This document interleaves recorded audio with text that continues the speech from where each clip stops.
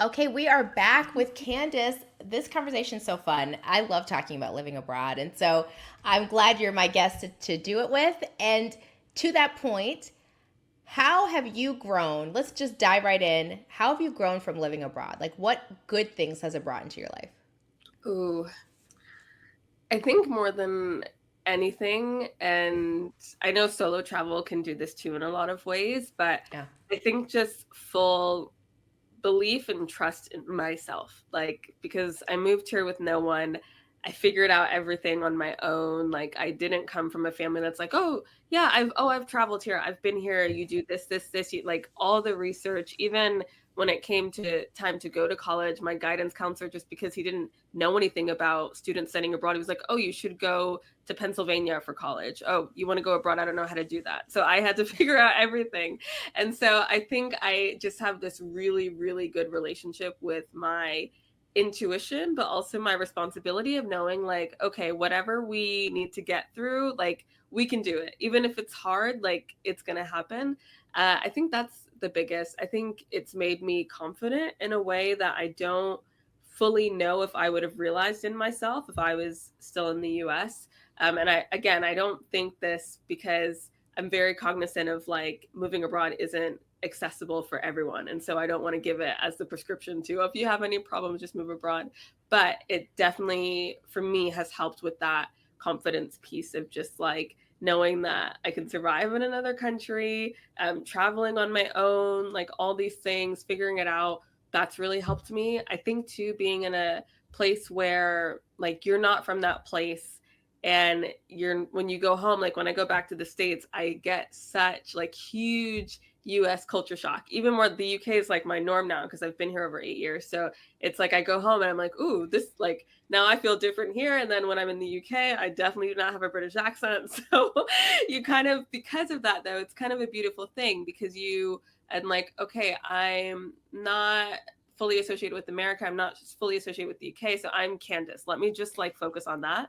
And so I think in terms of building your own identity, you kind of don't have that back, like nice back cushion of like being from a place, or having that you really are just an individual in a lot of ways, which obviously can be good and bad. But I think there's a really, really great opportunity to make it a good thing when you move abroad and really, really find yourself, as cheesy as that sounds.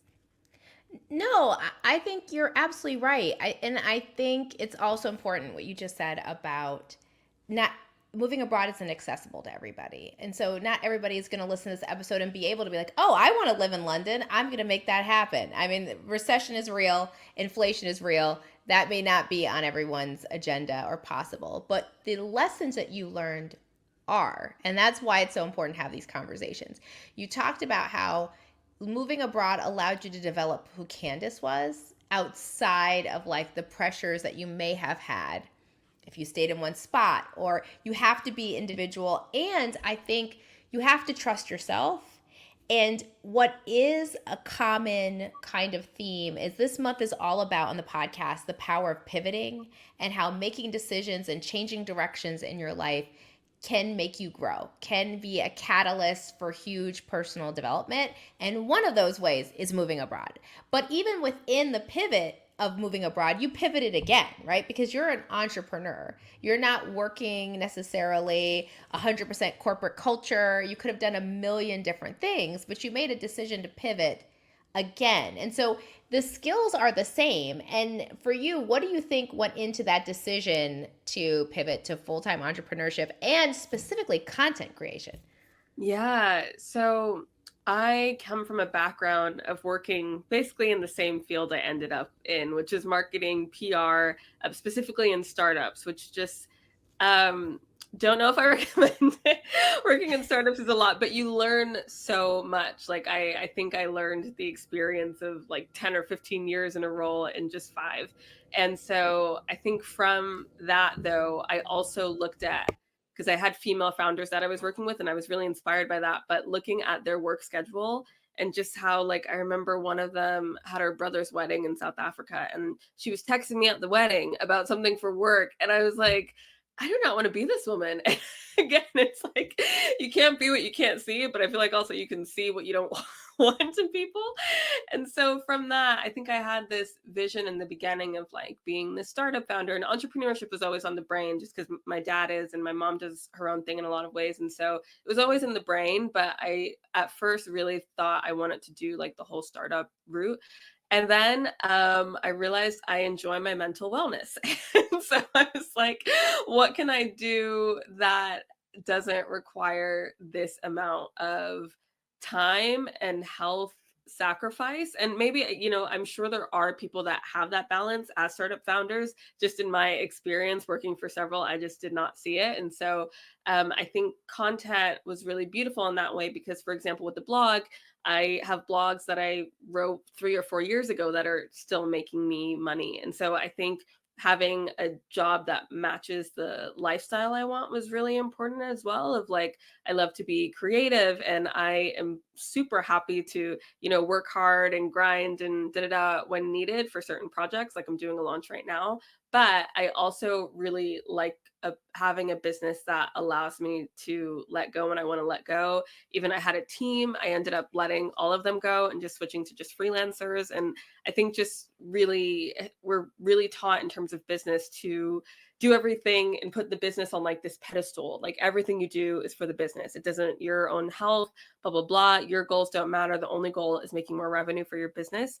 And I do not subscribe to that. I really enjoy that. I think lifestyle business can be kind of almost used as a derogatory term sometimes by people who really stress themselves in their business. Like, oh, you have a lifestyle business. But really, I think content creation allows me that. And it's something that just really works for the way that I work, especially as someone that could easily be very prone to being a hyper workaholic. And I definitely still deal with that. And so I think just having a job like I do, or being an entrepreneur in the way that I am, I'm really, really intentional about working in a way that I can have that balance for myself. And I think it's given me that in a way that, I mean, I haven't worked as an adult, as a Black woman in the US, but that I'm pretty sure based on my friends' experiences, you wouldn't always be able to get as a Black woman in corporate America at a lot of workplaces, not all, but I think it's definitely more difficult. I think you're right. And I think as well, whether it's pivoting to entrepreneurship or pivoting to a different country or just pivoting jobs, like leaving, trying a different career, what advice do you think you would give someone who is, because there's a measure of risk, right? What kind of advice would you give to someone who's unsure about taking that leap? Mm-hmm. I'd say never just take the leap, which is, again, not TikTokable advice. And I guess because I'm a content creator, I'm always thinking about what content is out there, because we consume so much social media content, like in all facets of our life now. It's not just travel, it's advice about relationships, advice about this. And so I'm always kind of watching what are people saying about these different topics. So anyways, I think the common thing is just take the risk and go for it and chase your dreams. And I don't even think it works for some. I think the people that tell you that are trying to sell you a course or something, because Yes. really, you really need to have your dream here, be on your pay the bills, or your life for right now, whatever lifestyle that is for you right now, and work them alongside. They just need to live together until basically your dream gets a little bit ahead, and then you can eventually leave the old life behind, or what have you.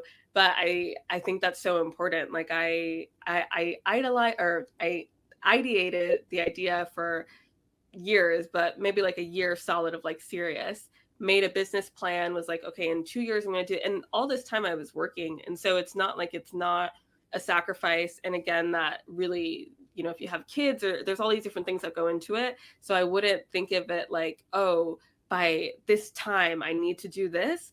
But I really like to measure in terms of output. So it's if you are oh, I have a dream to start this business, but I'm also have to work this job, work that job, even if it's 5 minutes a day, or every 2 days, and you're okay, but every day I'm going to do 5 minutes for this. And it may seem silly, but it's also keeping you connected to your dream. And I think that's the most important thing, is it's just so easy in the world we live in to be disconnected from what you really want, because we're constantly bombarded with what people think we should have, or, other people's lifestyles. And so I think just really getting clear, whether that's just taking yourself on a date one day and going on a walk or doing something you wouldn't normally do, and being like, okay, this is me time to just think about what do I actually want in life. And then just calculate how much time you have a week, put it in like same way you would for a job. Like I always said that, I was like, I treated this like a job way before it was my actual job or paid me like a job. And then just allocate the time you can, and don't shame yourself if that time isn't as much as someone else's, and you'll get there. But I definitely do not suggest just like going and jumping and putting it on the credit card and figuring it out later and all that. Yeah, no. Personally speaking. Yeah, you gave a lot of tips in there. You talked, one, you said don't leap without having some kind of plan, which makes a lot of sense. And when you talk to people who've been successful, no matter what the pivot is, they're not just flying completely blind. They've developed skills, they've done things. But the other thing you did is you made it really make the dream accessible. Yes, you may have to work while you're pursuing the business of your dreams, or maybe you want to live abroad or somewhere else. But you talked about, even if it's just 5 minutes a day, 5 minutes a day working on your dream, that output piece, like it keeps you connected. And ultimately, it's like the pivoting is not about just abandoning your life.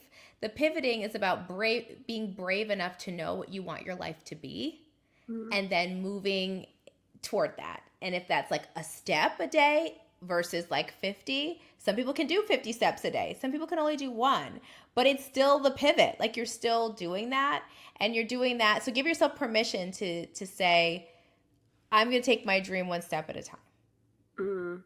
100% agree. And not like while out here and be like, I quit my job and I have no job lined up, but I'm going to do this. It's like, oh, okay. I mean, I hope it works out, but it might not. And that probably also ties into some of the misconceptions. What do you think people's biggest misconceptions are about moving abroad? And I would also add content creation. What do you think are some of the big misconceptions? So I think with moving abroad, like we touched on earlier, just that it will solve everything definitely does not. If not, brings in a lot of new things that you got to figure out. I think that's the biggest misconception. Yep. I think also that you will prefer it to home. So I have a few friends who've actually moved back to the States that have lived in the UK or somewhere else in Europe.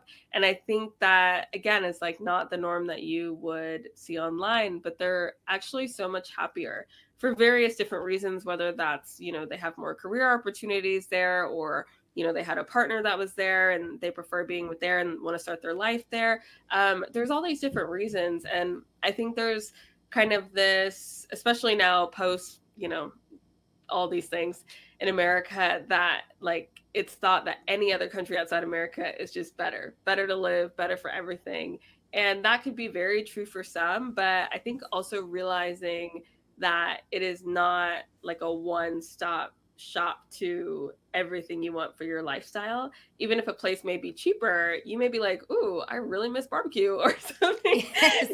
And so I think it's really not like, also don't feel the pressure to be like, ooh, I want to move to this place. I'm going to move for like, I'm just going to move forever and start my life there. Like really, I would honestly plan to be places like, even for me, when I moved to London, I was like, oh, I'll be here for uni 3 years. And then I went from there, but I didn't go in like, oh, I'm just going to move to England forever. Like I would not do that, because you don't even know how you're going to connect with that country as a visitor versus someone living there. And that's another misconception, I guess, is that if you loved visiting someplace, you will like living there. And those are two polar opposite things. You're dealing with bureaucracy. I think of it, a really good example is like France. I love Paris. I love it all. It's great. Love my croissants. But the bureaucracy in France, just based on people that live there and like how difficult it is just for like tiny things to work out, I'm like, I think I prefer the UK or the US in that sense. So I think it's really important to do that too. And so, yeah, I think that's a huge conception, is that if a place is pretty, then you'll love living there, which is... It will not. Like, let me, as firsthand, that was my feeling about Italy. I love vacationing in Italy, but the part that I lived in, I did not actually love overall. There was parts I loved about it, but overall, I didn't love living in Italy in that part, Mm-hmm. especially as a single Black woman in northern Italy. I just didn't love it. But vacationing, Mm-hmm. everybody who came to Apple visit me was spritz? like, "This is thank you, Aperol Spritz." I was like a Spritz Hugo girl. Everybody was like, "This is paradise. Your life is phenomenal." And I'm like, "You don't know what it's like. I'm going into like a casino environment to pay my electric bill. You do not know what it's like to live in this country." And it is very different. So do not mistake a great vacation for a great life, because those are two very different things, in my opinion. Like someone who loves visiting Italy, it's one of my favorite places in the world to visit. Unless it's Florence, I don't think I could live in Italy again. Like I just know that about myself. Yeah. Don't do it. Don't do it. What was it you said? A great destination does not make for a great life. That needs to be a quote somewhere. Yes, put that on the blog. It's not. A good holiday in the UK does not mean pick up your life and go live there. That is very different energies altogether. Like you're getting the best of a country, you're in a hotel, you're not having to pay for things. Like you're not having to understand the structure of a country where Mhm. you will find out about yourself. And I think that goes for the same thing as well if we're talking about content creation. There's certain things that we look at things and we see consuming content is not the same as making content. Mm. And loving to consume content does not equally translate to I'm going to be a great content creator. I love TikTok. I love consuming content. Mhm. It's not my gift. Yeah. Everybody who's following me on the Instagram knows that's not where it's at. I am Yeah. not do not have the skill sets of a content creator. Mm-hmm. It's so much. Yeah, I think misconceptions about content creators is a whole other episode. Yes, I yeah, think, that is true. yeah, I've had so many things. I think because I started as a blogger and I love to write. And so I think identity wise, I just never really like identified with the word like influencer or da da da Yeah. da. Like I was like, my content is for like, I want you to look at this thing that's not related to me because I focus on London. And yeah, so it was definitely a transition in that way. I think there's a huge misconception, even before I met my partner, with dating, of like just being a really vain person who doesn't have a personality or just cares about, we're out to eat, I just want the picture, I don't care about talking to you. Like I think Yeah. there are just, and these are things I've heard, like I guess because in the UK they're very open with their complaints. So I've just heard like different rhetoric be spoken about content creators and I guess how people think we are. And I just don't agree with a lot of it. I mean, influencers, content creators are people. And I think there's this concept of it's called a parasocial relationship, Yes. where you think you know someone because you follow them online. And I've experienced a lot of that. And I think there's, yeah, just a misconception that you know everything about that person because of the content they share. And with some people, that's true. They're just a full open book. But I can tell you firsthand that that leads to a lot of mental health problems for content creators if they're a really open person who like is sharing their latest breakup and crying on like it's just, that's not like healthy for us as humans. But I think that's a huge misconception. Also, yeah, that it's easy. And I will say maybe it depends on the type of content you create. I know there are some creators that just literally film something that takes them 2 seconds and then that's content. And because of the society we are right now, that works because you get attention and attention is money. But I think for the vast majority of content creators, we do so much work that people don't see. And it's like an iceberg. Like you see the 10%, which is that content and video. You don't see like the years of editing skills that person probably has, and negotiating with brands and paying their bills. And then I think the time that can be problematic from an audience side is just when I think sometimes as a creator, people in online communities can just expect so much of you and sometimes not think that you need to be paid as well. I find this, I don't have too much of this, but I definitely have creator friends who like say they do a certain sponsored post and they're like, oh, why are you like doing this post? And it can align with their brand, but it's like just this feeling that content creators should give everything for free. Or when we create our own products or services, it's like we're not always, even with me, I have to remind myself like I am an entrepreneur. I'm not just a content creator, because I think the world doesn't really see us right now fully, and I think they will eventually, as like proper entrepreneurs. It's looked Yes. at still as like just a hobby and da da da. And I'm like, okay, well, this is a hobby. I need new hobbies. Right, right. It feels a lot like a job. And I think Yeah. also people think of content with an aesthetic. Like content creator conjures up an image of an influencer, and that's a very narrow definition of Yeah. what an influencer is. You know, like even though I resist the term content creator as well, people are like, no, you have a podcast, you do content creation. Like you are in some ways content creating.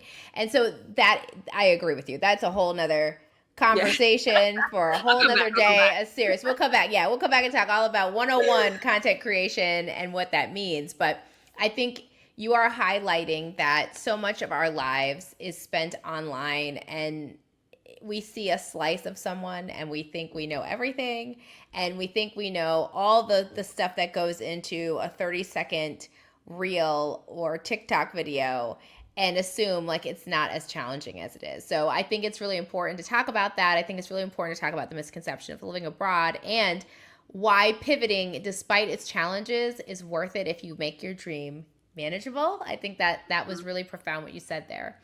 And so the last thing I want to talk to you about when we come back, as we wrap up our week with you, Candace, is about joy. It's always about joy. And I want to do some like rapid fire questions and find out what brings you joy. So, more with Candace when we come back, discovering into all the places and things that bring her joy.